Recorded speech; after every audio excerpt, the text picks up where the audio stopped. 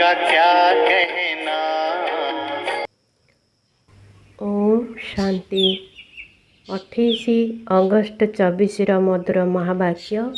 मिठी बाबा कहे, मिठे बच्चे, जेते जेते तुमे बाबा को मन पकाइब सेते सेते आत्मार उज्ज्वलता वृद्धि पाइब। ज्ञानवान आत्मा चमत्कार होइजिब। प्रश्न, माया क्यों भली पिलामानकु टिकिए भी हैरान करिपारिब नाही? उत्तर, जो माने पक्का जोगी, जो माने जोग बल द्वारा निजर समस्त कर्मेंद्रिय को शीतल करिछंती, जो माने सर्वदा जोगयुक्त होई रहिबा पाई पुरुषार्थ करुछंती, सेमानकु माया टिकिए भी हैरान करिपारिब नाही। जेते बेले तुमे पक्का जोगी होइजिब सेते बेले जाई योग्य कुहाजिब। योग्य हेबा पाई प्रथमे पवित्रता आवश्यक। ओम शांति। मीठा मीठा पिलामानंकु बाबा आसी बुझाउछंती, अज्ञानता जोगु तुमार आत्मा पतित होई जाइछि। हीरा चिकमिक करिथाए, पत्थर नुहे। सेतिपाई कुहाजाए, पत्थर समान निस्तेज होई जाइछ। पुणी जाग्रत हेले कुहाजिब पारसमणि समान अट। तेबे अज्ञानता जोगु आत्मार ज्योति कम होई जाइछि, लिभि जाई नाही। यार नाम आत्मा रखा जाइछि। आत्मा समस्तंकर एकापरि होइथाए। शरीरर रूपरंग अनेक प्रकारर होइथाए, किंतु आत्मार रूप एका भଳି ही अटे। एबे तुमे माने जानुछ, आमे आत्मा बाबांकर संतान अटु। एई समस्त ज्ञान तुम पाखरे थिला, धीरे धीरे कम होई शेषरे किछि भी रहु नाही। तेणु याहाकु अज्ञान बोली कुहाजिब। तुमे माने मध्य अज्ञानी थिलो, एबे ज्ञान सागर द्वारा ज्ञानी हेउछ। आत्मा तो बहुत सूक्ष्म, एई आखि द्वारा दृश्यमान हुए नहीं। बाबा आसी ज्ञान देई पिला मानकु ज्ञानवान करुछंती।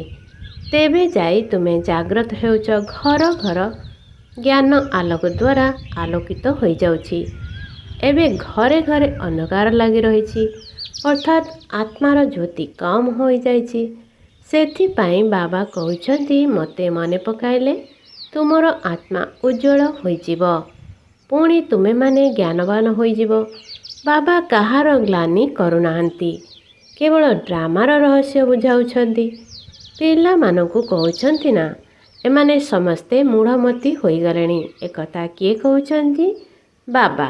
पिला माने श्रीमत आधार रे तुमर बुद्धि केते सुंदर थिला। एबे तुमे अनुभव करुछ ना, तुमको वर्तमान ज्ञान मिलुछि। ज्ञान को पाठपढ़ा कुआ जाउछि। बाबांकर पाठपढ़ा द्वारा आमर ज्योति जाग्रत होई जाउछि। एहाकु ही सच्चा सच्चा दीपावली कुआ जाउछि। छोट बेले माटी दीपरे तेल देई जाळुथिले। एही प्रथा तो परंपरारु चली आसुछि। ଏହା ଦ୍ୱାରା କୌଣସି ଦୀପାବଳି ହୋଇନଥାଏ। ଏଠାରେ ତ ଆତ୍ମାର ଜ୍ୟୋତି କମ୍ ହୋଇଯାଇଛି, ଯେଉଁ ଜ୍ୟୋତିକୁ ବାବା ଆସି ଜାଗ୍ରତ କରୁଛନ୍ତି। ପିଲାମାନଙ୍କୁ ଆସି ଜ୍ଞାନ ଦେଉଛନ୍ତି, ପାଠ ପଢ଼ାଉଛନ୍ତି। ସ୍କୁଲରେ ଶିକ୍ଷକ ପାଠ ପଢ଼ାଇଥାନ୍ତି ନା, ତାହା ବିନାଶୀ, ଏହା ଅବିନାଶୀ ଜ୍ଞାନ ଅଟେ। କୌଣସି ସାଧୁ ସନ୍ଥ କ'ଣ ପାଠ ପଢ଼ାଇଥାନ୍ତି କି? ରଚନା ଏବଂ ରଚୟିତାଙ୍କର ଆଦି ମଧ୍ୟ ଅନ୍ତର ଜ୍ଞାନ କେବେ ଶୁଣିଛ? କେବେ କେହି ଆସି ଏ ପାଠ ପଢ଼ାଇଛନ୍ତି? ଯାଇକରି ଦେଖି ଆସ କେଉଁଠାରେ ଏ ପାଠ ପଢ଼ା ହେଉଛି କି? एकमात्र बाबा ही पाठ पढ़ाउछंती, तेणु पढ़िबा उचित। बाबा अचानक ही आसी जाउछंती। मु आसुछि बोली कोन डेंगुरा पिटुछंती कि? अचानक ही आसी प्रवेश करुछंती। सी तो कौनसी प्रकार बाणी उच्चारण करि परिबे नाही, जे पर्यंत तांकु कर्मेंद्रिय न मिलिछि। आत्मा मध्य कर्मेंद्रिय बिना बाणी उच्चारण करि परिबो नाही। शरीर रे प्रवेश कले शब्द करिथाए। एही कथा तुमे बुझाइले केही मानिबे नाही। पिला मानकु एबे एही ज्ञान दिया जाउछि, तेणु एबे बुझुछंती। एही ज्ञान एकमात्र बाबांक बिना आउ केही देई परिबे नाही। विनाशर साक्षात्कार करबाकु केही कोन चाहुछंती? ଏହା केवल बाबा ही आसी कराउछंती। ड्रामा अनुसार पुराना दुनिया को समाप्त हेबाकु जाउछि। वर्तमान नुआ दुनिया स्थापना हेउछि। जो मानकर बाबांक ठारू ज्ञान नेबार अछि, सेमाने आसुछंती। କେତେ କେତେ ଆତ୍ମାକୁ ଜ୍ଞାନ ଦେଇଥିବେ। ଅଗଣିତ ଆତ୍ମା ଗାଁ ମାନଙ୍କରୁ କେତେ ଢେର ଆସୁଛନ୍ତି। ଏହି ଆତ୍ମା ଏବଂ ପରମାତ୍ମାଙ୍କର ମେଳା ଥରେ ମାତ୍ର ହେଉଛି। ବାବା ସଙ୍ଗମ ଯୁଗରେ ହିଁ ଆସି ନୂଆ ଦୁନିଆ ସ୍ଥାପନା କରୁଛନ୍ତି। ଯେଉଁମାନଙ୍କର ଆତ୍ମାରୂପୀ ଜ୍ୟୋତି ଜାଗ୍ରତ କରୁଛନ୍ତି ସେମାନେ ପୁଣି ଯାଇ ଅନ୍ୟମାନଙ୍କର ଜ୍ୟୋତିକୁ ଜାଗ୍ରତ କରୁଛନ୍ତି। ଏବେ ତୁମେ ସମସ୍ତଙ୍କୁ ଘରକୁ ଫେରିବାକୁ ହେବ। ଏଥିରେ ବୁଦ୍ଧି ଦ୍ୱାରା କାମ କରିବାକୁ ପଡ଼ିବ। ଭକ୍ତି ମାର୍ଗରେ ତ ଘୋର ଅନ୍ଧକାର ରହିଛି। ଜ୍ଞାନଦାତା ତ ଏକମାତ୍ର ବାବା ଅଟନ୍ତି ନା। ସିଏ ସଙ୍ଗମ ଯୁଗରେ ହିଁ ଆସୁଛନ୍ତି। ପୁରୁଣା ଦୁନିଆରେ ଏହି ଜ୍ଞାନ ମିଳିପାରିବ ନାହିଁ। ମନୁଷ୍ୟମାନଙ୍କର ବୁଦ୍ଧିରେ ଅଛି ଯେବେ 40,000 ବର୍ଷ ରହିଛି ବିଲକୁଲ ହିଁ ଘୋର ଅନ୍ଧାରରେ ଅଛନ୍ତି। ଭାବୁଛନ୍ତି 40,000 ବର୍ଷ ପରେ ଭଗବାନ ଆସିବେ। ତେବେ ନିଶ୍ଚିନ୍ତ ଭାବରେ ସିଏ ଆସି ଜ୍ଞାନ ଦେଇ ସଦ୍ଗତି କରିବେ। ଏହାର ଅର୍ଥ ସମସ୍ତେ ଏବେ ଅଜ୍ଞାନ ଅନ୍ଧକାରରେ ଅଛନ୍ତି ନା। ଏହାକୁ ଅଜ୍ଞାନ ରୂପକ ଅନ୍ଧକାର ବୋଲି କୁହାଯାଉଛି। ସେଥିପାଇଁ ଅଜ୍ଞାନୀ ଆତ୍ମାକୁ ଜ୍ଞାନ ଦରକାର। ଭକ୍ତିକୁ ଜ୍ଞାନ କୁହାଯାଏ ନାହିଁ। ଆତ୍ମାରେ ଜ୍ଞାନ ହିଁ ନାହିଁ କିନ୍ତୁ ବୁଦ୍ଧି ନ ହୋଇଥିବାରୁ ଭାବୁଛନ୍ତି ଭକ୍ତି ହିଁ ଜ୍ଞାନ ଅଟେ। ଗୋଟିଏ ପାର୍ଶ୍ୱରେ କହୁଛନ୍ତି ଜ୍ଞାନ ସୂର୍ଯ୍ୟ ଆସିବା ଦ୍ୱାରା ଆଲୋକ ହେବ, କିନ୍ତୁ କିଛି ହେଲେ ବୁଝୁନାହାନ୍ତି। ଗାୟନ କରୁଛନ୍ତି ଜ୍ଞାନ ସୂର୍ଯ୍ୟ ପ୍ରକଟିତ ହେଲେ। କାହାକୁ ଜ୍ଞାନ ସୂର୍ଯ୍ୟ ବୋଲି କହୁଛନ୍ତି? ସେ କେବେ ଆସିଥିଲେ ଏକଥା କେହି ଜାଣି ନାହାନ୍ତି। ପଣ୍ଡିତ ଆଦି କହିବେ ଯେବେ କଳିଯୁଗ ପୁରା ହେବ ତେବେ ଆଲୋକ ହେବ। ଏହିସବୁ କଥାକୁ ବାବା ଆସି ବୁଝାଉଛନ୍ତି। ପିଲାମାନେ ମଧ୍ୟ କ୍ରମାନୁସାରେ ବୁଝୁଛନ୍ତି। ଶିକ୍ଷକ ପିଲାମାନଙ୍କୁ ପାଠ ପଢ଼ାଇଥାନ୍ତି କିନ୍ତୁ ସମସ୍ତେ ସମାନ ଭାବରେ ପାଠ ପଢ଼ିବେ ନାହିଁ। ପାଠ ପଢ଼ାରେ କେବେ ଏକା ଭଳି ନମ୍ବର ରହିନଥାଏ। ତୁମେ ଜାଣିଛ ଯେ ବର୍ତ୍ତମାନ ଅବିନାଶୀ ବାବା ଆସିଛନ୍ତି। ଏବେ ପୁରୁଣା ଦୁନିଆର ବିନାଶ ମଧ୍ୟ ସମ୍ମୁଖରେ ଉପସ୍ଥିତ। ତେଣୁ ବର୍ତ୍ତମାନ ହିଁ ବାବାଙ୍କ ଠାରୁ ଜ୍ଞାନ ନେଇ ଯୋଗ ଶିଖିବାକୁ ହେବ।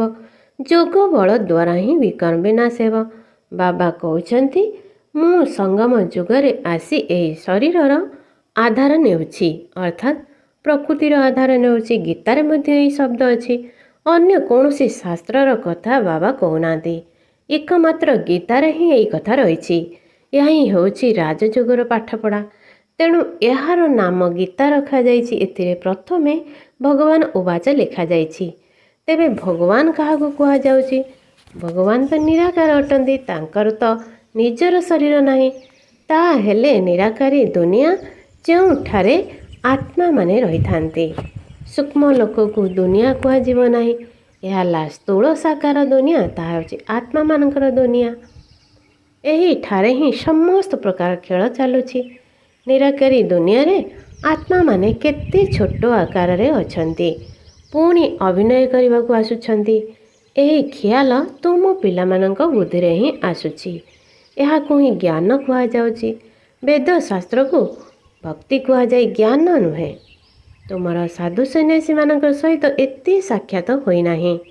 ବାବା ତ ବହୁତଙ୍କ ଅଙ୍ଗ ସଙ୍ଗରେ ରହିଥିଲେ, ବହୁତ ଗୁରୁ କରିଥିଲେ। ସେମାନଙ୍କୁ ପଚରାଗଲା ଯେ ଆପଣ ସନ୍ନ୍ୟାସ କାହିଁକି କରୁଛନ୍ତି, ଘରଦ୍ୱାର କାହିଁକି ଛାଡ଼ିଛନ୍ତି? କହିଲେ ବିକାର ଦ୍ୱାରା ବୁଦ୍ଧି ଭ୍ରଷ୍ଟ ହୋଇଯାଏ, ସେଇଥିପାଇଁ ଘରଦ୍ୱାର ଛାଡ଼ିଲୁ। ଆଚ୍ଛା, ଜଙ୍ଗଲରେ ଯାଇ ରହୁଛ, ପୁଣି ଘରଦ୍ୱାର କଥା ମନେ ପଡ଼ୁଥିବ। କହିଲେ ହଁ, ବାବା ତ ଦେଖୁଛନ୍ତି। ଜଣେ ସନ୍ନ୍ୟାସୀ ପୁଣି ଘରକୁ ମଧ୍ୟ ଫେରିଆସିଲେ। ଏକଥା ମଧ୍ୟ ଶାସ୍ତ୍ରରେ ଅଛି। ମନୁଷ୍ୟ ବୟସ୍କ ବା ବୃଦ୍ଧ ହୋଇଯିବା ପରେ ହିଁ ବାନପ୍ରସ୍ଥ ନେଇଥାନ୍ତି। ଛୋଟ ଆୟୁଷରେ ତ ବାନପ୍ରସ୍ଥ ନେଇପାରିବେ ନାହିଁ। କୁମ୍ଭ ମେଳାରେ ବହୁ ଛୋଟ ଛୋଟ ନାଗା ସନ୍ନ୍ୟାସୀ ଆସୁଥିଲେ, ଔଷଧ ଖୁଆଉଥିଲେ, ଯାହାଦ୍ୱାରା କର୍ମେନ୍ଦ୍ରିୟ ଶୀତଳ ହୋଇଯାଉଥିଲା। ତୁମକୁ ତ ଯୋଗ ବଳ ଦ୍ୱାରା କର୍ମେନ୍ଦ୍ରିୟକୁ ବଶ କରିବାକୁ ପଡ଼ିବ। ଯୋଗ ବଳ ଦ୍ୱାରା ବଶ ହୋଇ ହୋଇ ଶେଷରେ ଶୀତଳ ହୋଇଯିବ। ଅନେକ କହୁଛନ୍ତି ବାବା ମାୟା ବହୁତ ହଇରାଣ କରୁଛି। ସେଠାରେ ଅର୍ଥାତ୍ ସ୍ୱର୍ଗରେ ମାୟା ହଇରାଣ କରିନଥାଏ। କର୍ମେନ୍ଦ୍ରିୟ ଯେତେବେଳେ ବଶ ହୋଇଯିବ ସେତେବେଳେ ତୁମେ ପକ୍କା ହୋଇଯିବ। କର୍ମେନ୍ଦ୍ରିୟ ଗୁଡ଼ିକ ଶାନ୍ତ ହୋଇଯିବ। ସେଥିରେ ବହୁତ ମେହନତ କରିବାକୁ ପଡ଼ିବ। ସେଠାରେ ଏପରି ବିକାରୀ କାମ ହେବ ନାହିଁ। ବାବା ତୁମକୁ ଏଇଭଳି ସ୍ୱର୍ଗଧାମକୁ ନେଇଯିବା ପାଇଁ ଆସିଛନ୍ତି। ସ୍ୱର୍ଗକୁ ଯିବା ପାଇଁ ବାବା ତୁମକୁ ଯୋଗ୍ୟ କରୁଛନ୍ତି। ମାୟା ତୁମକୁ ଯୋଗ୍ୟ ଅଯୋଗ୍ୟ କରି ଦେଇଛି। ଅର୍ଥାତ୍ ତୁମେ ସ୍ୱର୍ଗ ବା ଜୀବନ ମୁକ୍ତିକୁ ଯିବା ପାଇଁ ଯୋଗ୍ୟ ହୋଇନାହଁ। ତେଣୁ ବାବା ବସି ଯୋଗ୍ୟ କରୁଛନ୍ତି। ଏଥିପାଇଁ ମୁଖ୍ୟ ହେଲା ପବିତ୍ରତା। ଗାୟନ ମଧ୍ୟ କରୁଛନ୍ତି, ବାବା ଆମେ ପତିତ ହୋଇଯାଇଛୁ, ଆମକୁ ଆସି ପବିତ୍ର କର। ପାବନ ଅର୍ଥାତ୍ ପବିତ୍ର। ଗାୟନ ମଧ୍ୟ ରହିଛି, ଅମୃତ ଛାଡ଼ି ବିଷ କାହିଁକି ଖାଇଲ? ତାର ନାମ ବିଷ ଅଟେ, ଯାହାକି ଆଦି ମଧ୍ୟ ଅନ୍ତ ଦୁଃଖ ଦେଇଥାଏ। ଏହା ମଧ୍ୟ ଡ୍ରାମାରେ ନିର୍ଦ୍ଧାରିତ ଅଛି। ବାବା କେତେ ଥର ଆସି ତୁମ ପିଲାମାନଙ୍କୁ ସହିତ ମିଶୁଛନ୍ତି, ତୁମକୁ କନିଷ୍ଠରୁ ଉତ୍ତମ ପୁରୁଷ କରୁଛନ୍ତି। ଆତ୍ମା ପବିତ୍ର ହେଲେ ଆୟୁଷ ମଧ୍ୟ ଅଧିକ ହୋଇଯିବ, ସ୍ୱାସ୍ଥ୍ୟ ସମ୍ପତ୍ତି ଏବଂ ସୁଖ ସବୁକିଛି ମିଳିଯିବ। ଏହାକୁ ମଧ୍ୟ ତୁମେ ବୋର୍ଡ଼ରେ ଲେଖିପାରିବ। ଗୋଟିଏ ସେକେଣ୍ଡରେ ତୁମକୁ 21 ପିଢ଼ି ପାଇଁ ସ୍ୱାସ୍ଥ୍ୟ ସମ୍ପତ୍ତି ଏବଂ ଖୁସି ମିଳୁଛି। ବାବାଙ୍କ ଠାରୁ ଏହି ସମ୍ପତ୍ତି 21 ଜନ୍ମ ପାଇଁ ମିଳୁଛି। କେତେ ସନ୍ତାନ ବୋର୍ଡ଼ ଲଗାଇବା ପାଇଁ ମଧ୍ୟ ଡରୁଛନ୍ତି। ବୋର୍ଡ଼ ତ ସମସ୍ତଙ୍କ ଘରେ ରହିଥାଏ। ତୁମେ ସର୍ଜନ ଅର୍ଥାତ୍ ଡାକ୍ତରଙ୍କର ସନ୍ତାନ ଅଟ ନା? ତୁମକୁ ସ୍ୱାସ୍ଥ୍ୟ ସମ୍ପତ୍ତି ସୁଖ ସବୁ ମିଳିଯାଉଛି। ତୁମେ ପୁଣି ଅନ୍ୟମାନଙ୍କୁ ଦିଅ। ଯଦି ଦେଇପାରିବ ତେବେ କାହିଁକି ବୋର୍ଡ଼ରେ ନ ଲେଖୁଛ? ଏହାଦ୍ୱାରା ମନୁଷ୍ୟମାନେ ଆସି ବୁଝିବେ ଯେ ଭାରତରେ ଆଜିଠାରୁ 5000 ବର୍ଷ ପୂର୍ବରୁ ସ୍ୱାସ୍ଥ୍ୟ ସମ୍ପତ୍ତି ପବିତ୍ରତା ସବୁ ଥିଲା। ଦେହେଦ ବାବାଙ୍କ ଠାରୁ ଗୋଟିଏ ସେକେଣ୍ଡରେ ବର୍ଷା ମିଳୁଛି। ତେବେ ଏହାଦ୍ୱାରା ତୁମ ପାଖକୁ ବହୁତ ଆସିବେ। ତୁମେ ବସି ବୁଝାଅ ଯେ ଭାରତ ସୁନାର ଚଢ଼େଇ ଥିଲା। ଏଠାରେ ଲକ୍ଷ୍ମୀନାରାୟଣଙ୍କର ରାଜ୍ୟ ଥିଲା। ତେବେ ସେମାନେ କୁଆଡ଼େ ଗଲେ? ସେମାନେ ପ୍ରଥମେ 84 ଜନ୍ମ ନେବେ। ଇଏ ପ୍ରଥମ ନମ୍ବରରେ ଅଛନ୍ତି ନା, ପୁଣି ଅନ୍ତିମ ସମୟରେ ଆସୁଛନ୍ତି। ବାବା କହୁଛନ୍ତି ଏବେ ତୁମର 84 ଜନ୍ମର ଚକ୍ର ଶେଷ ହେଲା, ପୁନଃ ଆରମ୍ଭ ହେବ। ଅବିନାଶୀ ବାବା ହିଁ ଆସି ଏହି ପଦ ଆମକୁ ପ୍ରାପ୍ତ କରାଉଛନ୍ତି। କହୁଛନ୍ତି ତୁମେ କେବଳ ମୋତେ ମନେ ପକାଇଲେ ପବିତ୍ର ହୋଇଯିବ। ତେଣୁ 84 ଜନ୍ମକୁ ଜାଣି ବାବାଙ୍କ ଠାରୁ ବର୍ଷା ନେବାକୁ ହେବ। କିନ୍ତୁ ପାଠ ତ ପଢ଼ିବା ଦରକାର ନା? ତୁମକୁ ସୁଦର୍ଶନ ଚକ୍ରଧାରୀ କୁହାଯାଉଛି। ନୂଆମାନେ ତ ଏକଥା ବୁଝିପାରିବେ ନାହିଁ। ତୁମେ ଜାଣିଛ, ଆତ୍ମାକୁ ହିଁ ସ୍ୱ କୁହାଯାଉଛି। ଆମେ ଆତ୍ମା ପବିତ୍ର ଥିଲୁ। ଆରମ୍ଭରୁ ଆସି 84 ଜନ୍ମର ଚକ୍ର ଲଗାଇଛୁ। ଏ କଥା ମଧ୍ୟ ବାବା କହୁଛନ୍ତି ଯେ ତୁମେ ପ୍ରଥମେ ଶିବଙ୍କର ଭକ୍ତି ଆରମ୍ଭ କଲ। ତୁମେ ତ ଅବ୍ୟଭିଚାରୀ ଭକ୍ତ ଥିଲ। ଏ କଥା ବାବାଙ୍କ ବ୍ୟତୀତ କେହି ବୁଝାଇ ପାରିବେ ନାହିଁ। ବାବା କହୁଛନ୍ତି ମିଠି ମିଠି ପିଲାମାନେ, ତୁମେମାନେ ପ୍ରଥମେ ଏହି ଜନ୍ମ ନେଉଛ। କେହି ସାହୁକାର ହୋଇଥିଲେ କୁହାଯିବ ନା ପୁନର୍ଜନ୍ମରେ ଇଏ ଏହିପରି କର୍ମ କରିଥିଲେ।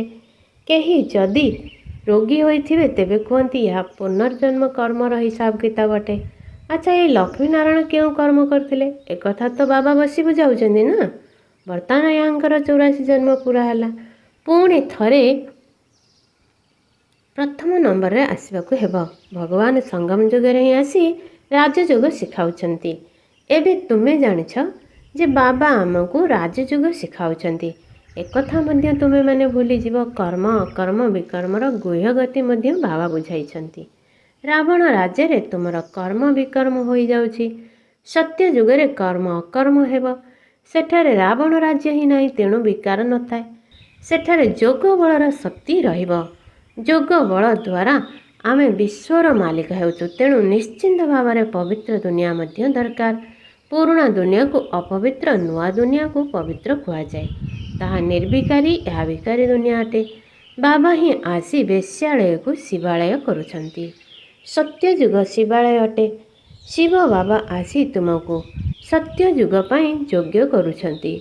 ଲକ୍ଷ୍ମୀ ନାରାୟଣଙ୍କର ମନ୍ଦିରକୁ ଯାଇ ତୁମେ ପଚାରିପାରିବ, ଆପଣ ଜାଣିଛନ୍ତି ଏମାନେ ଏହି ପଦ କିପରି ପାଇଲେ? ଏମାନେ କିପରି ବିଶ୍ୱର ମାଲିକ ହେଲେ? ବାବା କହୁଛନ୍ତି ତୁମେ ଏକଥା ଜାଣିନାହଁ, ମୁଁ ଜାଣିଛି। ତୁମେ ବାବାଙ୍କର ସନ୍ତାନମାନେ ହିଁ ଏହି କଥା କହୁଛ ଯେ ଆମେ କହିପାରିବୁ ଏମାନେ ଏହି ପଦ କିପରି ପାଇଲେ। ଏମାନେ ହିଁ ପୁରା 84 ଜନ୍ମ ନେଇଛନ୍ତି। ପୁଣି ପୁରୁଷୋତ୍ତମ ସଙ୍ଗମ ଯୁଗରେ ବାବା ଆସି ରାଜଯୋଗ ଶିଖାଇ ରାଜତ୍ୱ ଦେଉଛନ୍ତି। ଏହା ପୂର୍ବରୁ ନମ୍ବର 1 ପତିତ ଥିଲେ, ପୁଣି ନମ୍ବର 1 ପବିତ୍ର ହେଉଛନ୍ତି। ପୁରା ରାଜଧାନୀ ସ୍ଥାପନା ହେବ ନା, ଚିତ୍ରରେ ସ୍ପଷ୍ଟ ଭାବରେ ଅଛି। ଏମାନଙ୍କୁ କିଏ ରାଜଯୋଗ ଶିଖାଇଲା? ଉଚ୍ଚରୁ ଉଚ୍ଚ ହେଉଛନ୍ତି ପରମାତ୍ମା।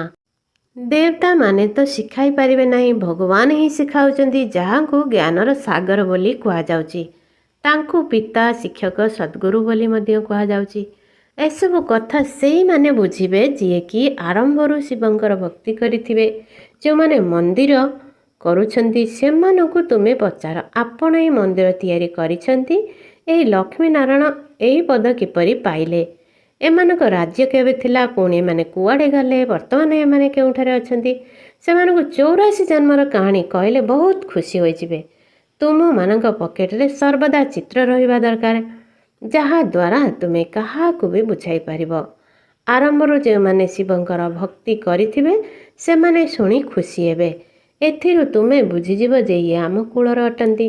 ଦିନକୁ ଦିନ ବାବା ବହୁତ ସହଜ ଯୁକ୍ତି ବତାଉଛନ୍ତି। ତୁମମାନଙ୍କୁ ଏବେ ଜ୍ଞାନ ମିଳିଛି ଯେ ପରମ ପିତା ପରମାତ୍ମା ହିଁ ସମସ୍ତଙ୍କର ସଦ୍ଗତି ଦାତା ଅଟନ୍ତି। ତେଣୁ ଆମକୁ 21 ଜନ୍ମ ପାଇଁ ସତ୍ୟଯୁଗୀ ରାଜତ୍ୱ ମିଳିଯାଉଛି।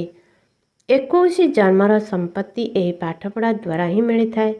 ଏହିଭଳି ବହୁତ ବିଷୟବସ୍ତୁ ରହିଛି। ବେଶ୍ୟାଳୟ ଏବଂ ଶିବାଳୟ କାହାକୁ କୁହାଯାଉଛି?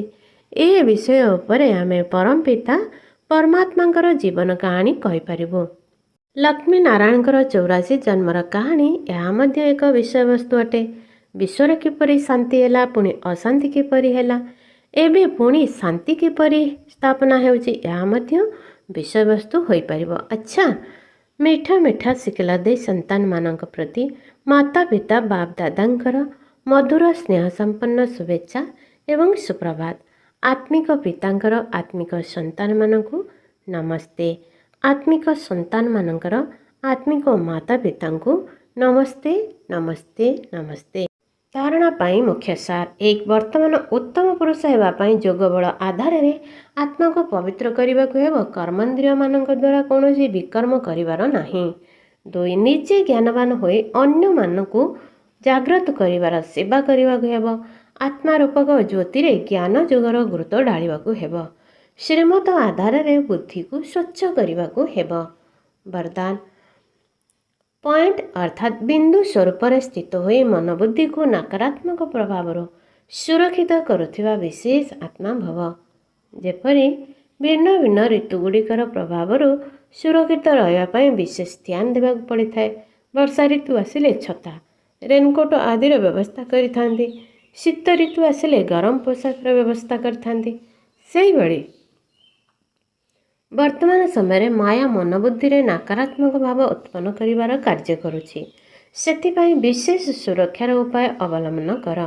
ତେବେ ଏହାର ସହଜ ଉପାୟ ହେଲା ଏକମାତ୍ର ପଏଣ୍ଟ ଅର୍ଥାତ୍ ବିନ୍ଦୁ ସ୍ୱରୂପରେ ସ୍ଥିତ ହେବା। କୌଣସି କଥାରେ ଆଶ୍ଚର୍ଯ୍ୟର ଚିହ୍ନ ବା ପ୍ରଶ୍ନବାଚକ ଚିହ୍ନ ଲଗାଇବା ପରିବର୍ତ୍ତେ ବିନ୍ଦୁ ଲଗାଇଦେବା ଅର୍ଥାତ୍ ବିଶେଷ ଆତ୍ମା ହେବା। ସ୍ଲୋଗାନ ଆଜ୍ଞାକାରୀ ତାକୁ କୁହାଯିବ ଯିଏ ପ୍ରତ୍ୟେକ ସଂକଳ୍ପରେ, ପ୍ରତ୍ୟେକ ବାଣୀରେ ଏବଂ କର୍ମରେ ଜି ହଜୁର ଅର୍ଥାତ୍ ହଁ ଜି କରିଥାନ୍ତି। ଓମ୍ ଶାନ୍ତି। हमने प्यार वो पाया जो दुनिया पा नहीं सकती। ଆଜି ମୋର ହେଲେ 10 ସମାନ ମୁଁ ଆଜ୍ଞାକାରୀ ଆତ୍ମା ଅଟେ, ମୁଁ ବିଶେଷ ଆତ୍ମା ଅଟେ, ମୁଁ କର୍ମେନ୍ଦ୍ରିୟ ଯେତି ଆତ୍ମା ଅଟେ।